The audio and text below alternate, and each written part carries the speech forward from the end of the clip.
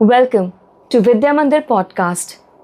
Before we begin, just tell me, what if the people closest to you had no idea about what you are going through daily? So that's why today's episode is dedicated to acknowledging the silent struggles of a child. And we hope you find all the insights and perspectives shared valuable. This is Ms. Vaishali, who is the academic head of the primary wing and also holds a master's degree in physiology, and she is experienced for more than 10 years in this field. So she will be shedding some light on the topic which we will discuss, and the topic is the challenges that our students face and are generally unspoken. Welcome, ma'am. Thank you, Shubhangi ma'am. I feel truly honored to be discussing this topic with you today. You're most welcome. Ma'am, to begin with, as we consider the complexities of child development, so there are many issues, many challenges that are unspoken and they remain unacknowledged, right? Right. So could you please help us understand the concept of silent struggle better? So, Shubhangi ma'am, through this podcast, I would like to tell all of you the question that we really need to ask ourselves and the society is there really a mental health crisis amongst primary age group children? So Right. this is the basic question that we need to ask from everyone. So basically, this problem exists, right? We know this exists. Anxiety and depression amongst the adults is a very common thing. Yes. But this thing amongst children of this age group sounds a little different, little bizarre, but sadly this does, right? Absolutely. Unfortunately, right. And some of us even might not address that this is an issue. But this actually is becoming one of the major issues among the primary age group children. Right. As the adults, we are very ignorant. We don't take it seriously, rather, if we can Yes. say, right? Okay. So, ma'am, could you please tell me that, we can see a lot of signs, right? So, how can we detect that, yes, this child is suffering for real?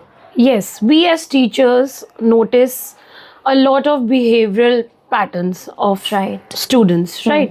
So there is sudden change in behavior of the student.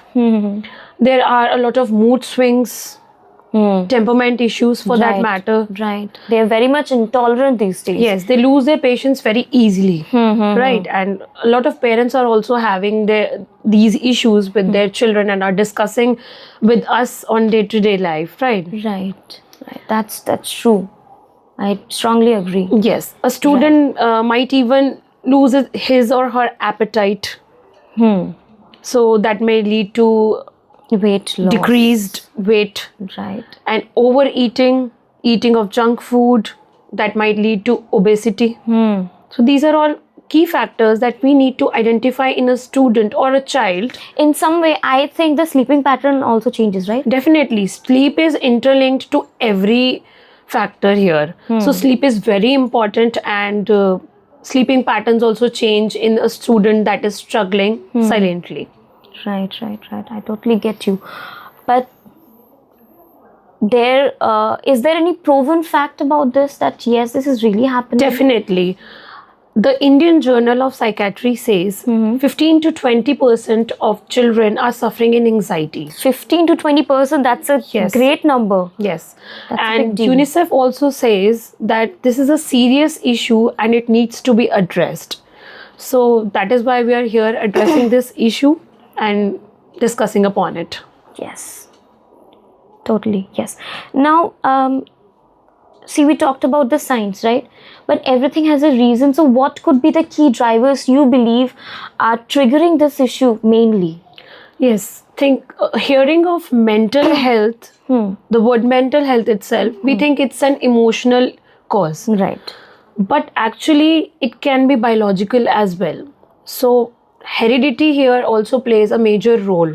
Okay, so that means when a father or a mother has been dealing with depression, a chronic depression, that may be passed on to their children as well. Definitely. This could be another reason. Yes. So biological Okay. factors are also key drivers in this issue. Okay, so it's not only the environment and the surroundings, emotions. So this Everything. can also be genetics. Yes. Okay. But it might vary from person to person.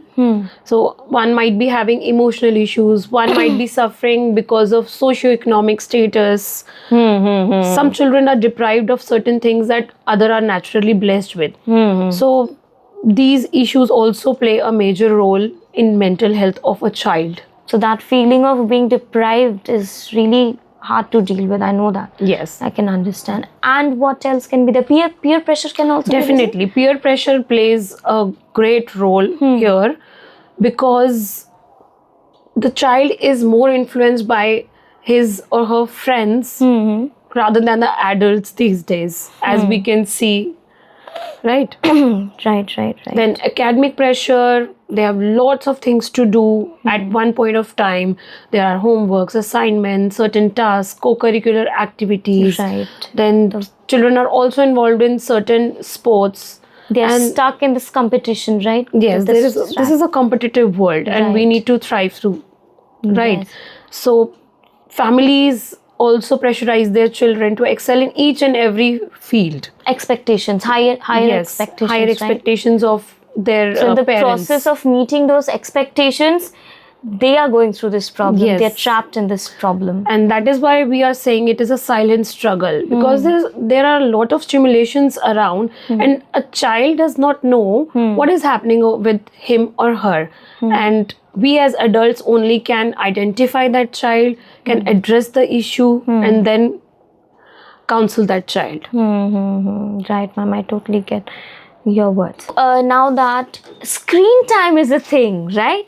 I believe that nowadays children, when they cannot deal with the reality, when the reality hits them hard, they move to the devices. Right. They watch TV, videos, and all that, tabs and phones, right?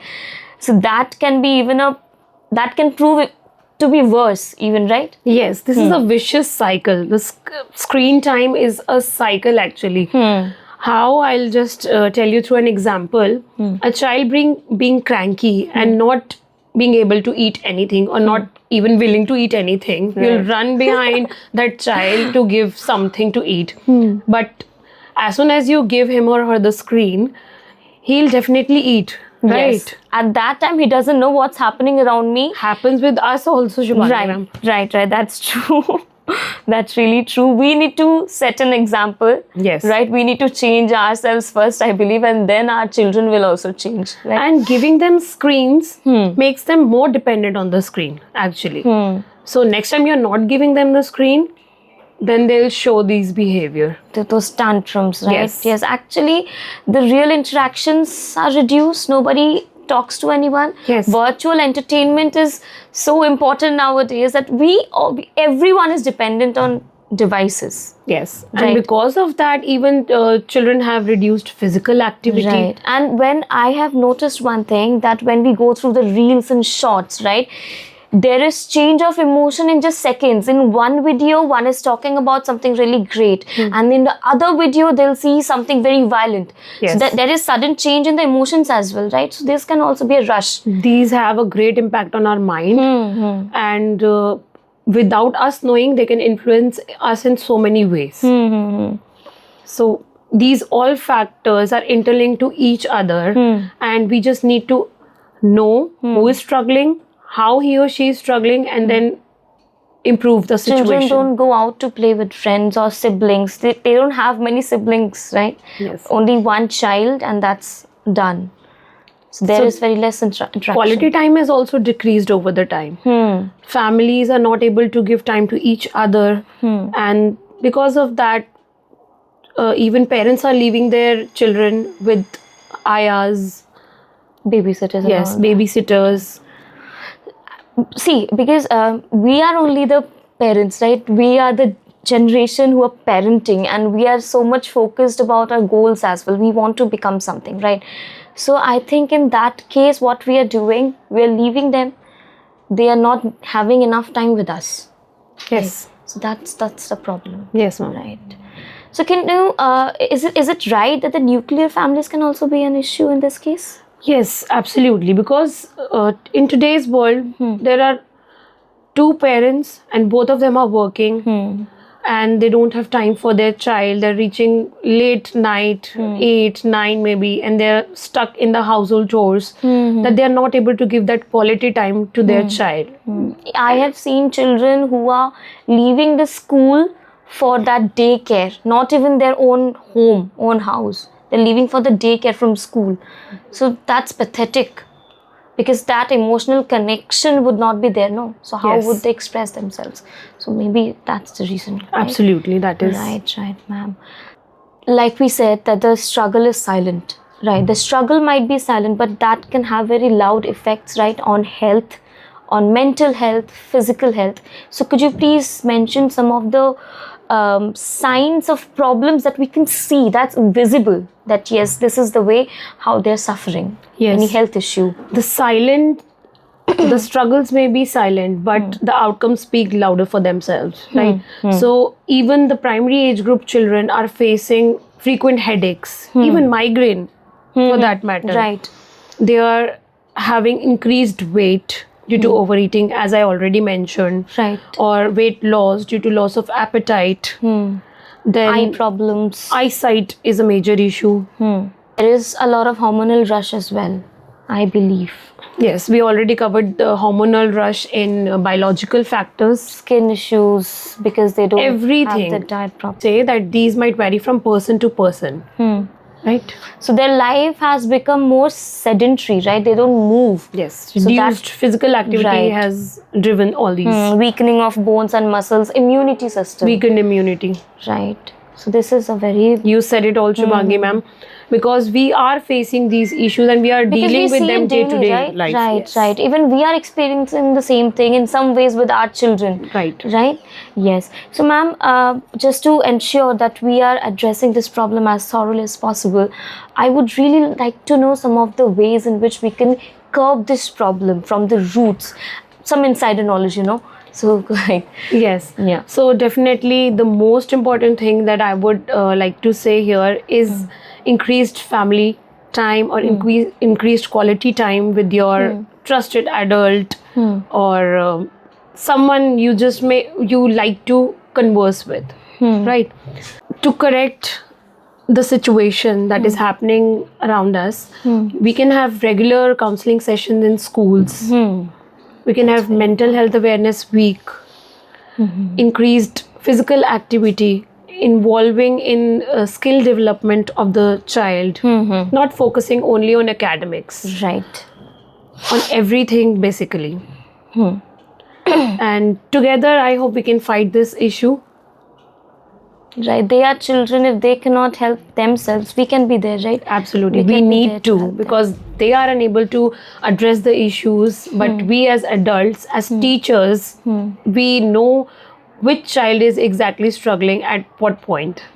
So, ma'am, could you please tell me how, I mean, is it that easy to talk to them about that, to communicate with them about this? How do we start it? How do we start the conversation? I mean, how do we ask that, are you okay? Right? See, in primary age group children, it is very easy to come to their level and talk to them. Children become really, at last, what a human being needs is love, right? Compassion, right. Love, compassion, sympathizing with them, empathizing with them. That is what every human being needs, right? So we just need to sit with them, ask them a simple question: are you okay? What problem are you having? Tell me, I'm your friend. Believe me, I'm your friend. And even proving them that you are actually their friend, right? What if they don't know how to express themselves? What if they don't know what's happening to them? So in that case, how can we bring that thing out of their, mind, that yes, there could be a problem, you can share? They will eventually talk with you, Shubhangi ma'am, believe me. Just try it once. They will eventually happen to talk to you naturally. They will tell you about the little details of their day, what they had in lunch, what they're supposed to do next, what marks they got in the last test. So it is very easy for us to converse with the primary age group children. Even a single comment if a friend passes or a teacher, I can see that this affects them a lot. Yes. So they will tell you when they feel you are their friend and you come to their level and talk to them. So it is difficult to identify, but it is easy to talk to them. We just need to put it out in front of them. Sum this up. Okay, to summarize, I would really like if you can distill some key takeaways for this. I mean, some keywords, quick words like yes, do this, and we are done. If there is a way, please tell us. I would like all of you to remember the 3 C's. C's. Yes. Okay. First being confirmation. Confirmation. Okay. That this child needs your help. Right? This child exactly needs your help. Then there's communication with them. Talking it out. Yes, talk it out, put it out in front of them. They will also eventually talk to you and it will make them feel lighter. Yeah, sharing our without own even them knowing. experiences. Right. We can And correlate with them, yes. right? That we, during our time also, we had these problems. Yes, we yes. dealt like this. Right. And the last but not the least is counseling. So counseling is very important. We as teachers counsel our students on day-to-day basis, but parents also can do that, and we as teachers and as adults can also do that. Any responsible or trusted adult can also do the same thing, Yes. right? Okay. Thank you so much, ma'am. We're so obliged to have you here. My Thank honor. you. Thank you.